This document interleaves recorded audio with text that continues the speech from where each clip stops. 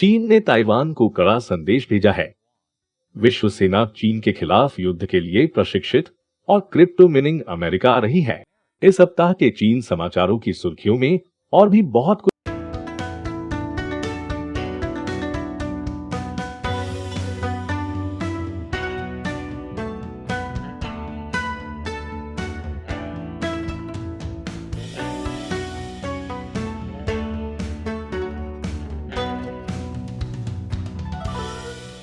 कुछ बिना सेंसर किए चीन में आपका स्वागत है। मैं क्रिस चैपल हूँ। यह एपिसोड सर्फशार्क द्वारा प्रायोजित है। जब भी आप ऑनलाइन जाते हैं तो आपको अपनी सुरक्षा के लिए सर्फशार्क जैसे वीपीएन का उपयोग करना चाहिए।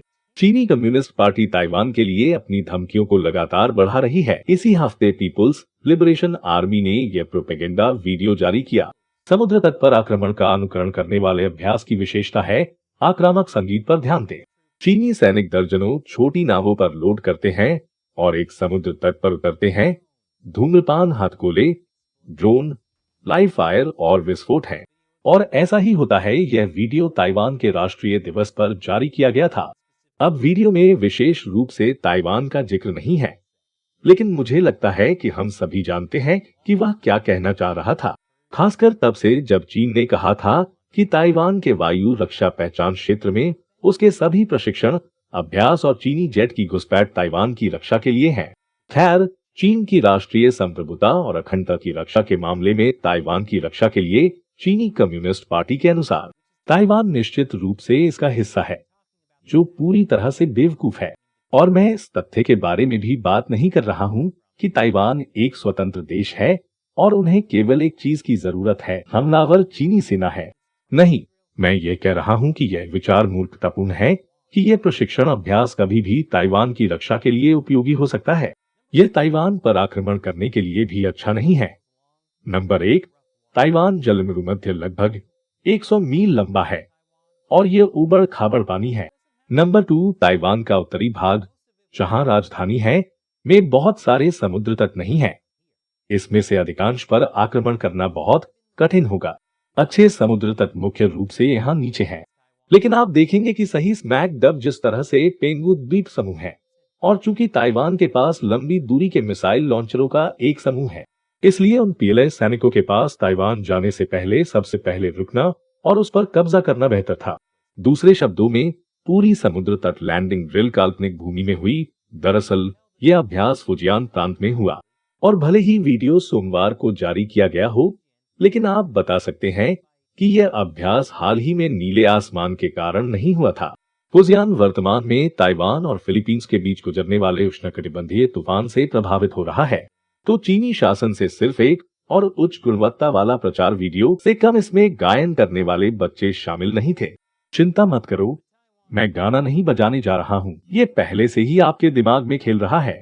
लेकिन ताइवान चीनी सेना के उत्पीड़न से काफी तंग आ चुका है और वे कड़ी प्रतिक्रिया की चेतावनी दे रहे हैं। ताइवानी सेना ने कहा, चीनी कम्युनिस्ट सैन्य विमानों और जहाजों द्वारा हमारे वायु रक्षा पहचान क्षेत्र में घुसपैठ के जवाब में हम डर व ईप के जितना करीब पहुंचेंगे, हम उतना ही मजबूत हमला करेंगे के सिद्धांत का पालन करेंगे।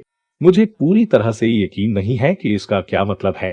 हालांकि ताइवान ने अभी तक कोई वापसी नहीं की है, इसलिए मुझे नहीं पता कि मामले में मजबूत वापसी का क्या मतलब है।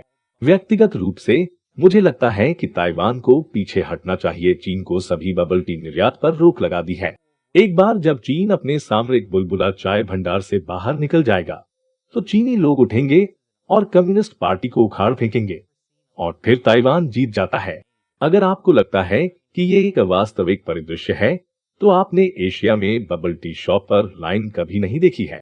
कम्युनिस्टों को मारो जहां वे कमजोर हैं। सितंबर में वापस मेरे पसंदीदा चीनी राज्य संचालित मीडिया ग्लोबल टाइम्स ने कहा कि चीन अंततः ताइवान पर गश्त करेगा और अगर ताइवान आग लगाता है तो इसका मतलब होगा कि चीनी मुख्य भूमि एक विनाशकारी जवाबी कार्रवाई शुरू करेगी। यहाँ तक कि ताइवान द्वीप को आजाद कराने के लिए युद्ध भी शुरू हो जाएगा। इस संदर्भ में ताइवान की सेना कभी भी इस तरह के मिशन पर पीएलए के विमान पर गोली चलाने की हिम्मत नहीं करेगी। फिर से ये सब एक रणनीतिक बुलबुला चाय प्रतिबंध से बचा जा सकता है, लेकिन चीनी शासन के लिए कुछ कड़वी खबर है। हार्वर्ड विश्वविद्यालय अपने लोकप्रिय चीनी भाषा कार्यक्रमों में से एक को बीजिंग से ताइवान ले जा रहा है। मैं कड़वी खबर कहता हूँ, क्योंकि अब इसका मतलब है कि येल को खुद चीन का समर्थन करना होगा। वह शैली क्या है? येल का ताइवान में भी भाषा कार्यक्रम है। चीनी कम्युनिस्ट पार्टी येल हार्वर्ड विभाजन को पाटने में भी कामयाब रही है। असली सवाल है पेनैन या बोपोमोफो। और ब्रेक के बाद बिटकॉइन अमेरिका जा रहा है। वापसी पर स्वागत है। सप्ताह क्वाड सैन्य अभ्यास का दूसरा चरण देखा गया।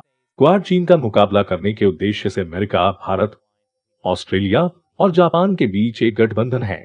सैन्य प्रशिक्षण का यह दूसरा चरण निश्चित रूप से अमेरिका, ब्रिटेन और ऑस्ट्रेलिया के बीच एक समान गठबंधन ऑक्स की घोषणा के बाद आता है, जिसका उद्देश्य चीन का मुकाबला करना भी है। ये सौदा संभवतः एक कारण है कि सैन्य अभ्यास अब इंटरऑपरेबिलिटी पर बहुत अधिक ध्यान केंद्रित कर रहा है, क्योंकि ऑस्ट्रेलिया, यूके और संयुक्त राज्य अमेरिका प्रभावी रूप से एक ही टारपीडो और पनडुब्बी प्रौद्योगिकी के विभिन्न मॉडलों का उपयोग करेंगे। और ऑक्स का एक बड़ा हिस्सा ऑस्ट्रेलिया को परमाणु ऊर्जा से चलने वाली पनडुब्बी तकनीक दे रहा अमेरिका था। ये सब ताइवान पर संभावित चीनी आक्रमण से निपटने के लिए किया जा रहा है। इसलिए ताइवान के खतरे पर नकेल कसना वास्तव में चीनी शासन के लिए इतना अच्छा काम नहीं कर रहा है। और चीन द्वारा हाल ही में क्रिप्टो खनन और व्यापार पर प्रतिबंध लगाने के बाद चीनी कार्रवाई के पीछे की बात करते हुए अमेरिका ने सबसे बड़े बिटकॉइन खनन केंद्र के रूप में नेतृत्व किया है। इसका मतलब है कि दुनिया में कहीं से भी अधिक क्रिप्टो खनन अमेरिका में होता है। पिछले साल अगस्त में अमेरिका दुनिया की बिटकॉइन खनन गतिविधि के सिर्फ 4.2% के लिए जिम्मेदार था। यह अब 35% से अधिक है। बेशक चूंकि क्रिप्टो खनन की पर्यावरणीय प्रभाव के लिए आलोचना की गई है, क्योंकि इसके लिए बहुत अधिक ऊर्जा की आवश्यकता होती है। हो सकता है कि यह केवल कुछ समय पहले की बात हो जब बिडेन प्रशासन इस पर भी प्रतिबंध लगा दे। पर्यावरण की बात करें तो बिडेन के जलवायु दूत जॉन केरी की पत्नी, उनका नाम टेरेसा हेंज है, ने चीन से संबंधों के साथ हेज फंड में $1 मिलियन से अधिक का निवेश किया है। अब जैसा कि हमने हाल के एक एपिसोड में बात की थी, वॉल स्ट्रीट अनिवार्य रूप से अमेरिकियों को चीन में निवेश करने के लिए मजबूर करता है बिना इसे साकार किए। लेकिन यहाँ ऐसा नहीं हो रहा है। हेंज ने 10U पार्टनर्स में निवेश किया है, एक न्यूयॉर्क हेज फंड जो विशेष रूप से चीन में इक्विटी निवेश पर केंद्रित है। अब यह निवेश हेंस परिवार ट्रस्ट फंड के माध्यम से है। और जैसा कि डेली कॉलर बताता है, हेंस परिवार राष्ट्रपति जो बिडेन के बेटे हंटर बिडेन और चीनी कंपनियों के साथ उनके व्यापारिक व्यवहार से भी जुड़ा हुआ है। केरी के सौतेले बेटे क्रिस्टोफर हेंज ने 2009 में हंटर बिडेन के साथ फर्म रोजमोंड सेनेका पार्टनर्स की सह स्थापना की। इसका मतलब ये नहीं है कि हाइंस परिवार के चीन निवेश में कोई गड़बड़ी है, लेकिन यह दिखाता है कि प्रभावशाली अमेरिकी अभिजात वर्ग के लिए चीनी धन कैसे दागी हो सकता है या कलंक की धारणा दे सकता है, खासकर जब से टेरेसा हेंज के पति जॉन केरी चीनी कम्युनिस्ट पार्टी के साथ एक प्रमुख अमेरिकी वार्ताकार हैं। चीनी पैसे की बात करें तो मॉर्गन स्टैनली चीन के रियल एस्टेट बाजार को आकर्षक बता रहे हैं। यह पूरी तरह से चीनी डेवलपर्स की चेतावनी के बावजूद है कि वे डिफॉल्ट हो सकते हैं।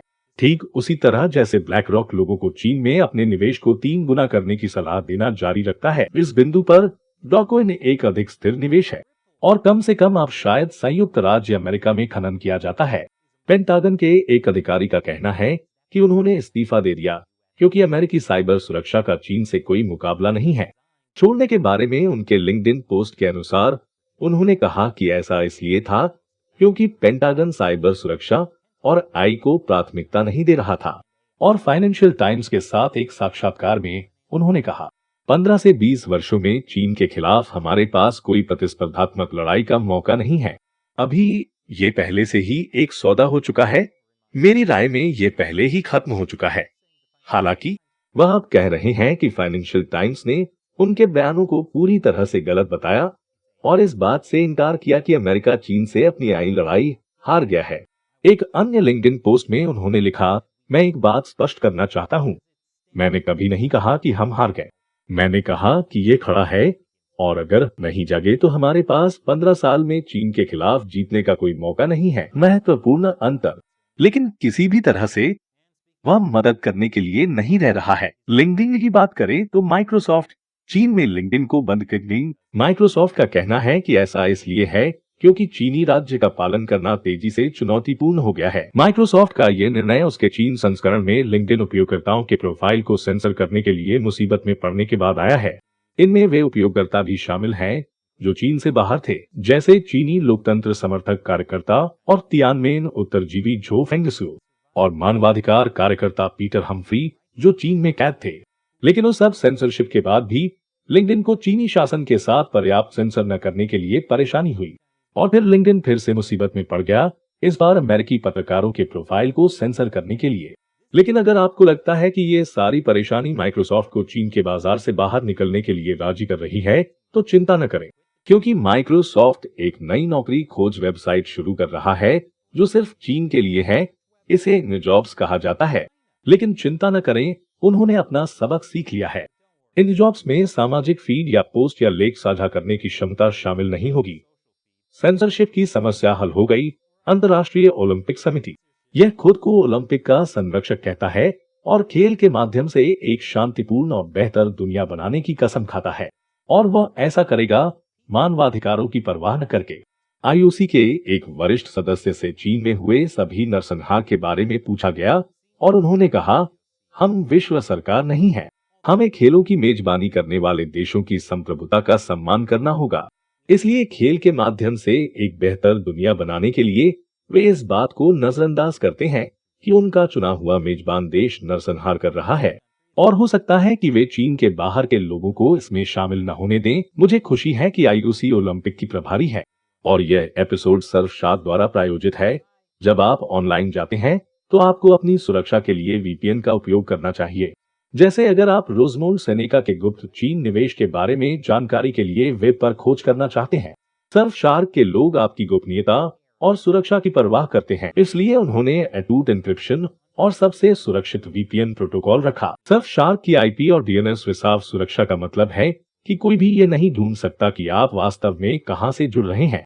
साथ ही सर्फशार्क आपके द्वारा किए जाने वाले कार्यों का लॉग नहीं रखती है, क्योंकि अगर आप अमेरिका के कुलीन वर्ग और चीन में उनके व्यापारिक संबंधों को देख रहे हैं, आप वास्तव में सरकारों या आपके इंटरनेट सेवा प्रदाता को ये नहीं जानना चाहते कि आप कहां हैं या आप ऑनलाइन क्या कर रहे हैं।